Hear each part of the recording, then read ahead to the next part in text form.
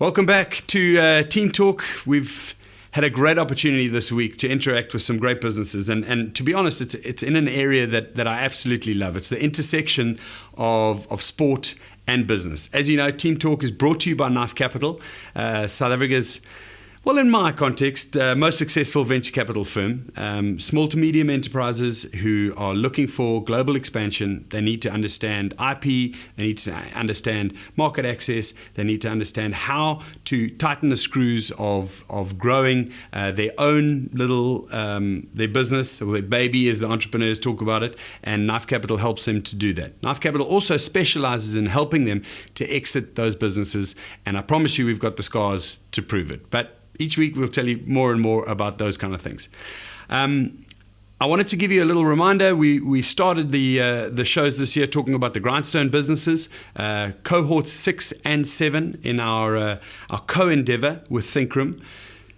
Cape Town and Joburg, 10 businesses each, and certainly businesses that we feel fit into the future of funding and opportunity in the South African landscape. We also believe that they've got a real opportunity to go international. And as we are wont to do, we have to adapt with the times. In COVID times, I'm sure you've been doing exactly the same, but I can proudly say to you that the first ever grindstone virtual delivery of the program has already happened. Let's have a little look at how that came across and what that looks like. Great, guys. Well, welcome, everyone. I'm just going to quickly, as you would have known who I am, I don't have to make any introductions, but I just want to go through today's agenda. We're going to kick off with obviously a welcome, and we just want to set the scene. Andrea and Keert are going to just chat, really just to set the scene from their perspective. Okay. Are we good and ready? Can you see my Kahoot screen? Indeed. Yeah. Fantastic. And grow others. The vision, really, it's just about leading scale-ups. We truly believe you are the best 20 we call them breadth coaches. So the core team will be allocated between 2 and 4 companies, which will basically be aligned to their particular strength or passion for those businesses. It was very difficult for me because I'm very close to you guys already, but ideally we were allocated depending on also where you need it and who can assist you. Good businesses, companies, individuals, who are all here just rooting for you to succeed, right? We're here to support you guys, to give you what we believe. And I think that's what I love about Jonathan here from Deloitte, and I'm joined by Greg Lister. We'll do some brief introductions quickly. And we're going to take you guys through strategy, and we'll share a little bit more around our thinking here. And of course, we can't teach you guys the full strategy stack in 2 hours time, but I do think we're going to give you a good overview of what is useful from a startup perspective, and I think it's going to take a lot more than just these 2 hours to really get a good strategy, and hopefully we can show you why a good strategy is so important. So on that, Greg, would you like to just kick us off by introducing yourself, and I'll follow after you with that. Thanks. Can everyone hear me? Loud and clear. Excellent. That's it. All right. So introductions. I'm the bloke on the left. I'm associate director at Deloitte, focused on innovation, and I've been around for a while. So I have done quite a lot of different things in my career. I started off in the world of, I'm an engineer by training. I started off in the world after that straight into private equity in South Africa, where I was trained up as a strategist / investor in looking for deals and opportunities. So I did. There's a bit of a gap between, and I think it was mentioned a little bit earlier in the talk as well, but that gap between like getting access to data and client information, and then kind of having like an insight where you actually know if the strategy is point and working and you're executing it well. You kind of go and listen to all those interesting pitches that entrepreneurs kind of give us, and the strategy that they tell us about how this business is going to work, and those fantastic PowerPoint slides that you get when they pitch their business, which always kind of tells us this is where we are at the moment and in 3 years' time, I mean, this is the kind of curve, this is how brilliant everything goes, and so on. I thought there was a space for low-cost products, and that dragged us down significantly because we still had to support it. We need to build products that way. But I think the big lesson came in 2019, so it's fairly recently, or end of 2018, is at the end of the day, we stand for financial health. And if we're not going to do anything related to financial health, we should rather not do it. And that's when Paul, how's it, man? Nice to see you in the grindstone again. Which is the right strategy. I think the exit-centric business building from a knife capital perspective does not mean pump and dump. I think people often mistake those two things. Absolutely build businesses always for the long run.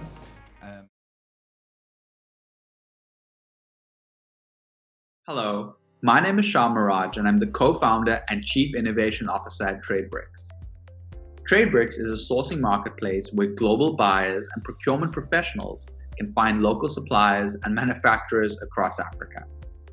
In 2018, a family member shared an article about 55 African countries coming together to sign the largest free trade zone in the world, called the African Continental Free Trade Agreement.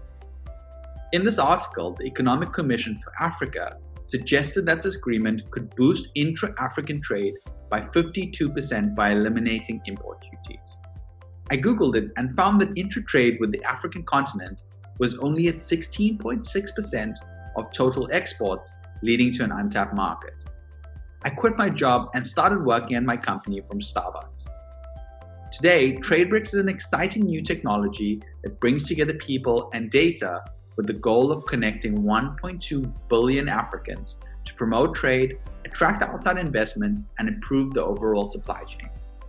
The easiest way to understand TradeBricks is to think of a marketplace where you have buyers and sellers. Similar to Alibaba, but focused on connecting global buyers with suppliers and manufacturers across Africa. I look forward to connecting with each of you. I have a wonderful electronic invention I want you to see. It looks something like this.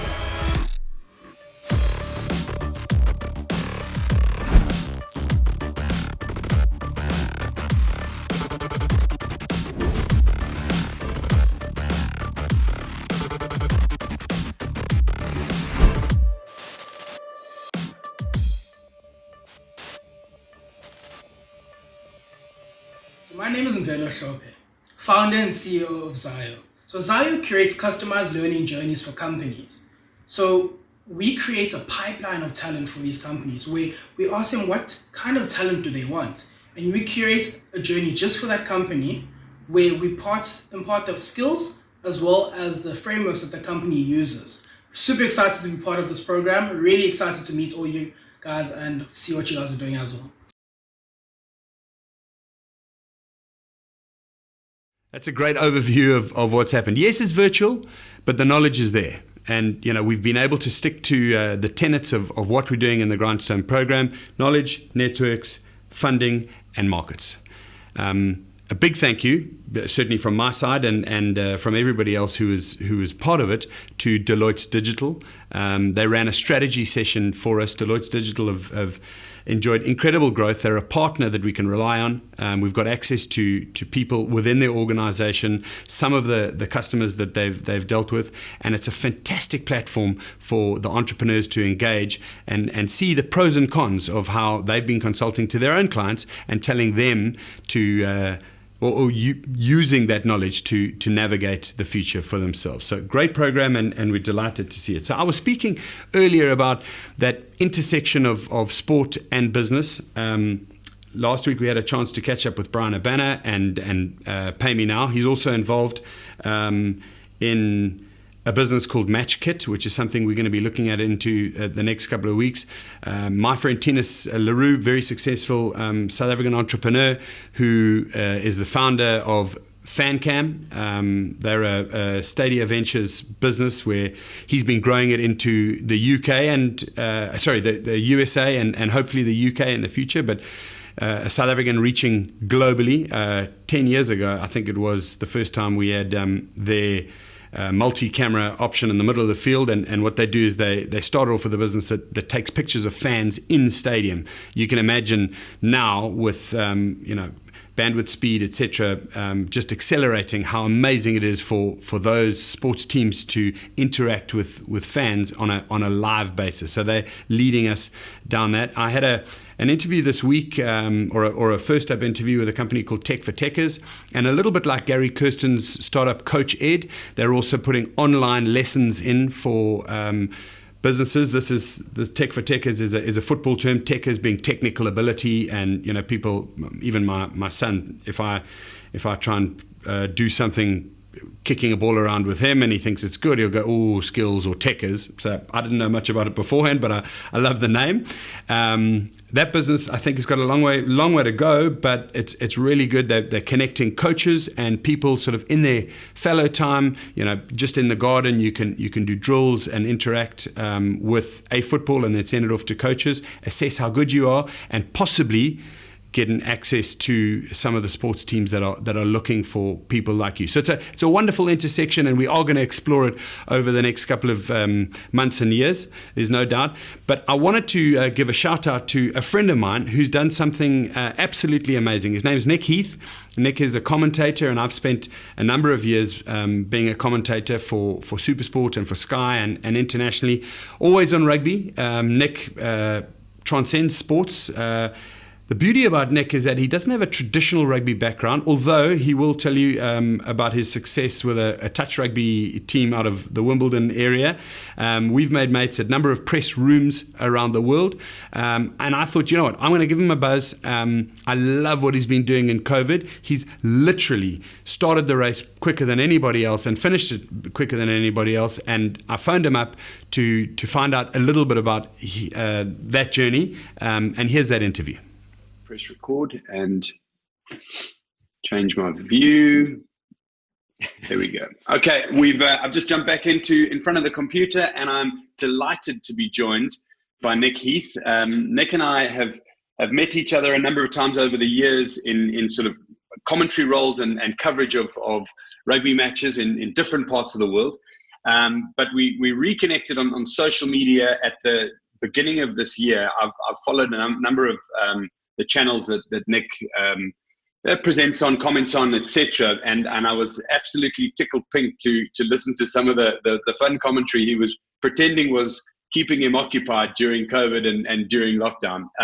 Nick, great to have you on. That was the catalyst, but I've got tremendous respect for you as a commentator, and we'll get into the other bits of work that you do. But it's been a really wild ride since, call it late January for you, hasn't it? Hi, Bob. Yeah, nice to be with you. Yeah, it has. I mean, ultimately, what was a very busy schedule in terms of the Six Nations kicking off and getting all set to be in that. And then obviously we all across the world started to see what was going on and that things were starting to change. I think many of us thought it would be a few weeks perhaps. And obviously the reality has bitten for everybody. And we realise, that we're in this perhaps for the long haul. But yeah, a busy time and then staring down the barrel of seeing those work gigs disappear from in front of me. So yeah, got a little bit inventive, decided to see what else I could put out there, really just to amuse myself at the time. And then it sort of snowballed from there and sort of had people turning around to me saying, oh, you've been very resourceful and come up with some brilliant ideas for revenue streams. And I'd love to say that I sat there, up late one night by candlelight, kind of working away on these amazing strategies. But as with a lot of things, these things kind of happen organically and take off in various directions. I think that's part of the appeal, though. I mean, the fact that you were enjoying yourself doing, taking the mickey out of yourself in a way, twiddling thumbs as opposed to working. It's like everybody, what am I going to do? How am I going to occupy myself at home? My unique situation is I became a teacher for 4 kids doing homeschooling. So my wife and I were at each other's throats all day, every day, because, neither of us could find the answer to whatever the kids were working on usually. And we were battling for bandwidth, we were battling for computer time, screen time, quiet time, etc. One of the little solaces was that I could jump onto social media and see a smiling face and a chat about something that had happened in the day. You did some, and I'll throw these up so that people can see them. Which took on a bit of a viral nature. Some of the commentary on let's call it just everyday situations that people absolutely love. Do you think there's a combination of them loving the humor, but then also just missing that sort of ever-present commentary type role in the bits of sport that people usually watch? Yeah, definitely. I think the nature of the live commentary, this is stuff that I was putting out, was yeah, as you say, twofold really. I think, I just decided to head out on a walk as I was musing how the next few weeks and months might look. And yeah, for those who may not have seen, just started filming a couple of guys kicking a football around and some parents pushing their babies along with their prams and people crossing the road and various things, and just thought I'd kind of rehash a silly old parody voice that I used to do to entertain my mates. It's funny, you spend sort of 10, 11 years trying to build up a reputation as a credible commentator, and then within the space of a couple of weeks, you're well known for being this tongue-in-cheek, stupid, cheesy guy. But yeah, it certainly was, I think, for me as a commentator and someone who's always loved the sound of sport, the atmosphere of sport, I think it was as much about people, as they were now bereft of sport, being able to be given something that had that audible cadence, it had that sound, it made them feel like they were watching a sporting occasion. And even if it was just a snail trying to cross the street or two dogs chasing each other in the park, such were the highbrow rights that I was able to secure, Bob. It was... I'm going to really love putting those up for some of the people who haven't seen them yet, I promise you, because you go down a wormhole of watching every single one, and you look at your watch, it's 12 o'clock, and you're like, how did I get to watch snails at midnight? with a very good commentary voice on it. I loved it. There's moments when I look back and go, really? That's what I was doing? It was good fun. And as you say, it was the moment of levity, I think, that a lot of people needed as we were getting to grips with the severity of the situation through this pandemic. And our health workers were working their socks off, and we were getting used to lockdown. I think it was also just providing that bit of escapism for people, and it sounded a bit like sport. It almost might look like there was a sporting occasion I was drawing people's eye to. And yeah, I was getting hundreds, if not thousands, of messages from people, some who were frontline workers, some who were losing loved ones, and they were saying, look, I've had a tough day, but you've given me my first belly laugh. And that became a really kind of humbling thing, but also, I don't know, curiously a sense of duty, as people were saying, you have to do more of this. And when you're sort of someone that works in media or creatively, you sort of sense, well, if I've done something good, then I'll leave that on the shelf and I won't flog a dead horse. But I was certainly guilty of doing that because people kept saying they needed more. So I gave them as much as I could bear to do. Well, exactly. And I love that, because you gave of yourself a lot there. But then there's also the world that created beyond it. I mean, you've had a presence in terms of, and please just drop in where people can see, but through Q Commentator, where you've actually gone out, reached out to other people in what is, let's be honest, a very niche vocation. Not a lot of people, one, have the aptitude, two, the ability, or the connections to make it in that space. But you've been able to go out and interview a lot of people who've made a life of it, and shown a passion for it. And for me, there's some brilliant interviews that you're bringing out, some real sort of heartfelt opinions on what a life in commentary has meant for a lot of people. What's that journey been like? Are you enjoying it as from your side as much as I can viewing it? Yeah, thank you. I mean, when I basically, while I may have recently had an uplift in my profile during the last few months for doing the parody stuff, I actually, started a year or more ago doing this sort of passion project. Really, I think it's the same in every country, but certainly because of the institution that the BBC was here in the UK and in Britain, I think we grew up with voices that were synonymous with sports for 30, 40, 50 years. And so as I grew up listening to radio and TV, it was like putting on a comfortable pair of slippers to know that the big England football game was going to be commentated on by Barry Davis, or that you're going to be listening to the horse racing on 5 Live with John Hunt, and all of these sorts of names, the athletics, the big Super Saturday at the Olympics with Steve Cram, all of these voices that are synonymous, as I say, as I mentioned before, that kind of the tapestry of what sport is, the sound is as much part of it on these big moments that we get used to. And as a commentator, as someone that aspires to be at the top, and I'm a freelancer, I've worked for all of the top broadcasters, but there are a finite amount of jobs where you are the main guy that's hired to be doing all the top gigs, and that's still an aspiration that I have. And I thought, well, actually, I think all the people out there like me who've grown up listening to these voices would be interested to hear how and why these people do what they do. Not so much a full chronology of their biography, although we do a fair bit of that in each chat, but actually just an hour to sit down and say, look, how have you done that? And what did you think about when you were doing that? And how much prep do you do? And the likes of, where it was basically my friend Bob Ballard. It's brilliant. Sorry to jump in, but it's absolutely brilliant because, like you said, they're ubiquitous with the sport that we know, and very often, the presenters get a credible, line of recognition, but the voice, which is ever present, and now you've added some padding and some story to someone that people have been very comfortable with anyway, and now they can tell their side of it.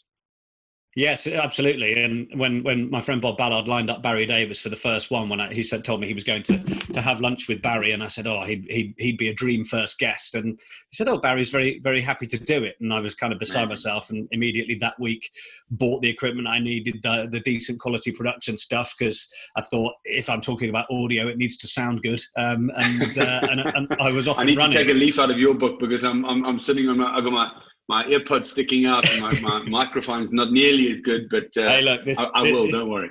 These are needs must during the last few months, so I think everyone's a bit more understanding. But yeah, it's certainly it's been great fun, and actually what I hadn't realised I was doing was also potentially upskilling the opposition, because you talk about it being relatively niche and vocational, and there are basically all the aspiring or existing commentators in the country, I think, are now tuning into Q Commentator, and my conversations with these great voices are allowing them to upskill themselves. The likes of John Champion, Nick Mullins, Miles Harrison. It's been a real treat being able to glean from them what they've got to say, but then it's been really interesting hearing from people that have been listening to it, going, right, it's made me think about what I need to change or what I need to do in an industry that as many of my guests have said, is relatively bereft of feedback. So yeah, it's proved to be a bit of a psychiatrist couch for some of the guests, and an educational tool for those that are listening. I think, and I don't need to explain too much to our viewers, because we're also niche here as well, but I did explain to you that, this is brought to you by a venture capital firm. It's just that I've had a sporting background and a sporting interest, and for me this is a study in endeavor, because there's been some like you said, some humor and luck, which has boosted a profile, but you were out there doing the hard work anyway. And you know what, it's okay to upskill other people, because it makes the landscape more competitive. I've always said the most important lesson I ever got was from a close friend of mine. He said, make sure that you in the business process you give to the givers, because if you give to the givers, you'll always get it back. If you give to the takers, you'll never see the return. So look at the fantastic attitude of those commentators to come on the show, tell their story, and you're the one giving it. So don't worry about that. Hopefully we do some work together in the future, and we can multiply that. If there's anyone who's trying to cut your legs off because you've shown them how to be a commentator, they wouldn't be a good commentator anyway. Don't worry about it. Well, I think part of that, I think you're absolutely right. That's a really nice ideology, and I think actually, if you occupy a space, whether it's in business or for example, in this area of commentary, well, actually, then more people are likely to come to me, because I've been the one that's put myself in the middle and had all these conversations. So, although I may not have the acumen and the status of Barry Davis or Nick Mullins or Miles Harrison, these sorts of people, I've had the conversations with all of them, which by proxy sort of gives me an element of guru knowledge, having chatted to them all. I couldn't agree more. Now, there was also something that happened because of COVID, and I think I was tuned into the first one. It might have been the first one or the second one, but the absolute explosion of your quiz. Please tell us about that, because I think I got called into about 60 work quizzes and 15 family quizzes on the first week. So it was the Everest of quizzes, and then the long tail. Yeah. The fun ones have stuck around, and you've got a tremendous following of the sports quiz. Please, from the beginning. Yeah, well, I play a lot of touch rugby, and I'm a member of a touch club, and I would often every season we'd go into the pub and I'd host a bit of a pub quiz. I used to be the social secretary, so I'm that kind of personality naturally, shy and retiring, that sort of type. So I just thought, well, actually now we're in lockdown, maybe I'll do one for the club, but I'll leave the link public as well. So I sent it to my sister, and she shared it with all of her mates in the village she lives in, and she's got 3 kids, so there's a sort of strong network of people there, and then friends of friends shared it, and I think by the time I was getting ready to log on and do that quiz, there was sort of 250 280 people in the sort of YouTube waiting room, and I was like, oh, well, that's quite nice. And then just, I think because my profile had risen through doing the live commentary clips, and so people were interested as to where I was going to pop up next, or at least because I'd merely been a voice at that stage, they were like, oh, maybe we can watch this silly English guy who does the commentary hosting a quiz. And I was regularly, pulling in a couple of thousand people, hosting a 40-question quiz, and just trying to keep it lighthearted, trying to distract people from the reality of stress that people were feeling. It was, a few little subtle rules, sort of housekeeping or ground rules that I had for myself was not to really mention the virus, not to mention lockdown too much, just to talk directly to people and say, we're here, we're going to have fun together for the next hour and a bit. And the interesting side to me was the sort of generosity of spirit and of wallet, frankly. I was saying to people, look, I'm waiting for sport to come back. I'm happy to do this once or twice a week as I've been doing it. And if you've been entertained, then feel free to drop a few quid or a few bucks or whatever you've got into the hat and put a PayPal link up. And it's been extraordinary. I've had a brilliant few months with a couple of commercial things that have come off the back of the live commentary stuff that I've done a bit of work for a couple of brands, but actually probably 40 to 50% of my earnings over that time have actually been through people doing the quiz. And as we all know, we go and do a pub quiz and the jar comes around, we all stick a quid or two in for taking part. And people have been doing that. And when you consider that on some nights there would be a few hundred people there, it sort of turned into, for a while I was calling it my lucrative sideline, and then frankly realized that for a good 13 weeks I wasn't doing a whole lot else. So it's been my sort of lockdown job has become turning quiz show host, which is extraordinary. And the community that we seem to have created are very loyal. I offered them the chance to sign up to a newsletter if they wanted to keep in touch, thinking that probably most people wouldn't, because we all get a bit sick of the spam that falls into our inbox, but nearly 800 people signed up to that. So it started to make me realize how much people were willing to keep in touch, how much they wanted the interaction that we were creating together as a community. People can chat via the live link as well, so I get to respond to them. And it's been a really interesting marrying up of skills of almost being a commentator and being able to think and talk as information's coming in off the screen, of the various times I've been presenting when I've been hosting live stream matches on the likes of Premier Sports or for the RFU with the Championship or women's rugby, and sort of marrying all those things up and trying to keep the right tone for the community, knowing that there are parents, it's late at night, we're having a drink or two, but they might have their young teenagers with them. So to have an age appropriate sort of dialogue and that sort of thing, I think I've basically gone for the panto level, throw in a couple of references that the parents will know about, but without being too explicit for the youngsters. And it's been ridiculous. I sort of, after about 13 weeks of it, doing it twice a week, I needed a bit of a break. I was going a bit stir crazy. So I had a couple of weeks off, but I brought it back since, and we're doing it weekly now, and people are tuning in. We did one last night, still 500 people tuning into that, and it's really humbling. It's lovely to be doing something that brings people together. I have people saying it's the only time during the week that we get our teenagers around the table and we do something as a family, or people are Zooming from 3 different continents and saying it's the one time we do it, and I've never seen my friends in Singapore more, or whatever it might be. So it's been really interesting to do, a really interesting exercise in just go ahead and do an idea. If you think it works, promote it, publicize it, and if it's good enough and the tone of it is right, then people will stick with it and have faith in you.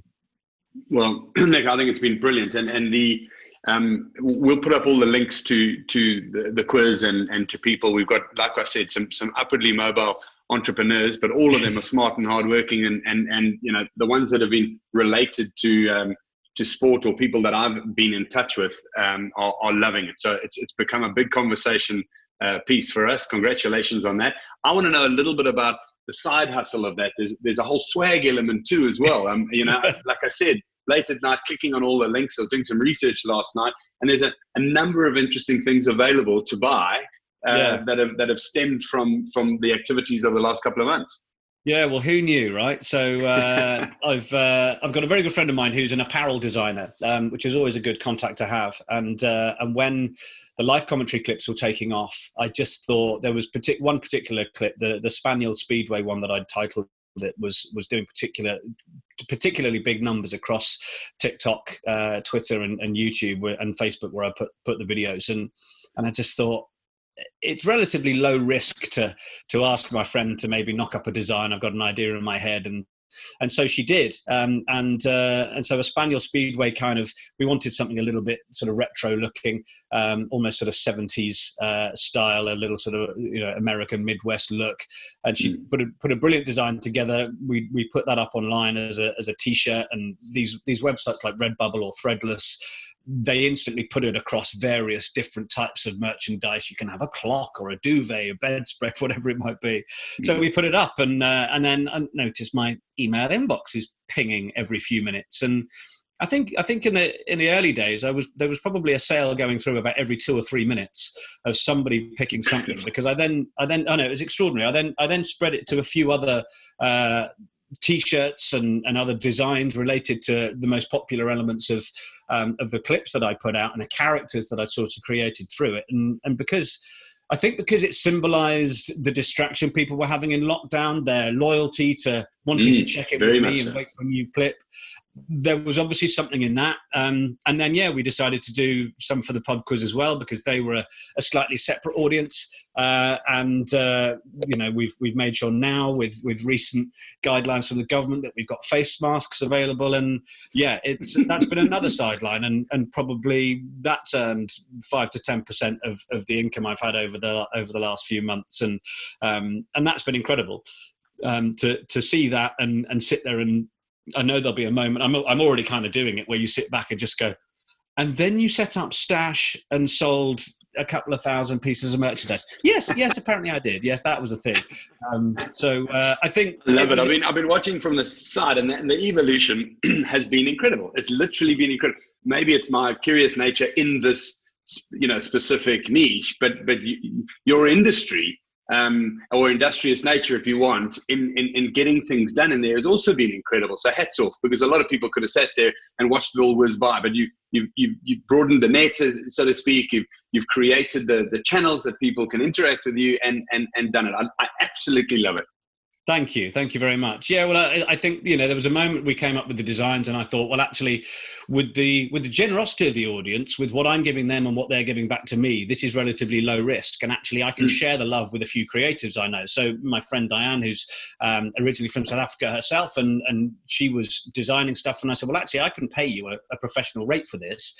It's relatively low risk, because if it sort of sells a few, then hopefully we'll cover ourselves. And if it sells any more, you can either have a split of the profit, or you can just take the full rate. And she was like, I'll take the rate, because she's more experienced in selling the actual apparel than I am. And then I've been able to, take the little margins of a few pennies or a couple of quid per item since. And I think I probably employed her across about 3 or 4 full days over the course of it. And another friend of mine who did another bit of drawing of some of the merch we did for the pub quiz, sort of characters that we've got. So lovely to be able to bring other people in and share the love on that score. But also, I think most of it was relatively low risk, but I think it was just slightly about having the balls to give it a go and see if it works. And at the height of it all, it did.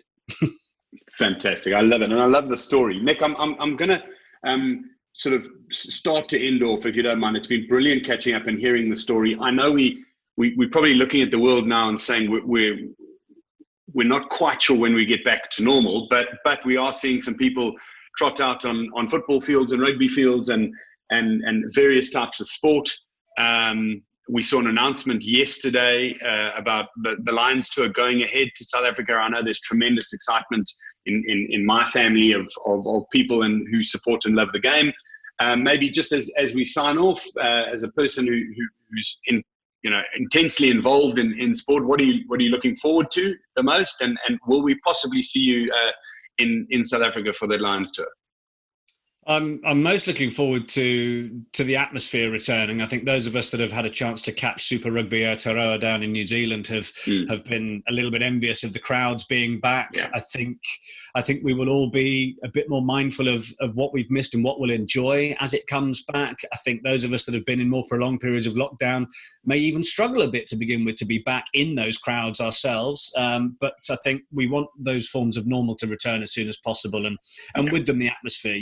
I grew up almost sort of, coming full circle. I grew up with my dad having the radio on in the car and saying, "Oh, turn it up, I want to hear the atmosphere." And that would be the same TV. And we had loud sporting occasions on, and you'd hear the voices, you'd hear the crowd, and that was part of it. And so, yeah, look, we've seen football coming back without a crowd here in the UK. We've seen rugby coming back with crowds in New Zealand. I just want the rugby to come back. I would like the supporters to be in there when it's safe to do so. And when we're looking in around about 11, 12 months time for that Lions tour, I am certainly going to be making it 3 out of 3. I went to my first one in 2013 in Australia. I was in New Zealand in 2017, and I have my eyes firmly set. I've actually not been to South Africa yet. Can you believe it? So, well, don't worry. We'll connect. I'll make sure it's the best tour you've ever been on. I'm looking forward to that. So I can't wait to get over there. What my role will be, I don't know, but there's going to be plenty of superb rugby to get our teeth into, and I bet the atmosphere to go with it. Brilliant, Nick. Thank you very much. I'll make contact and tell you how we put this all together, and make sure that everybody who's listening and watching gets a chance to see it and knows where they can interact. Hopefully buy some swag, and also listen to you in the future when the games come back. We really appreciate your time. Thank you very much. Thanks, Bob. Appreciate it. Good man. Well, you join me live here. It's the Giro de Tooting, and this is Gerald McLaughlin sporting some kind of suit trouser come sweat pant, sartorial as well as athletic, as he leads the pack here on the upward incline. Solid, steady rhythm. Thighs that could crack walnuts, or so his wife tells me. Of course, he beat Brad Leach, the American, last year, and Leach was not happy, but, oh, well, hold on, this is outrageous. Leach has upgraded his engine. Oh, no, someone's just having pizza. Well, you join me live as we catch up with the results from Saturday night in Tooting. Flat 3, near side lower, Zoom with old mates, Amy and Helen, 2 bottles of wine, too much pizza, and an All Saints karaoke marathon. Flat 7, far end, Mark, Call of Duty with his mates, 5 beers, 3 rum and cokes, and a rewatch of Weird Science till 2 a.m. What a movie. Flat 6, back this side, Alison, heavy on the free pour, passed out at 10:30 in all her clothes. Bergerac reruns on the telly. That's Recovery Street, past the Lucasade.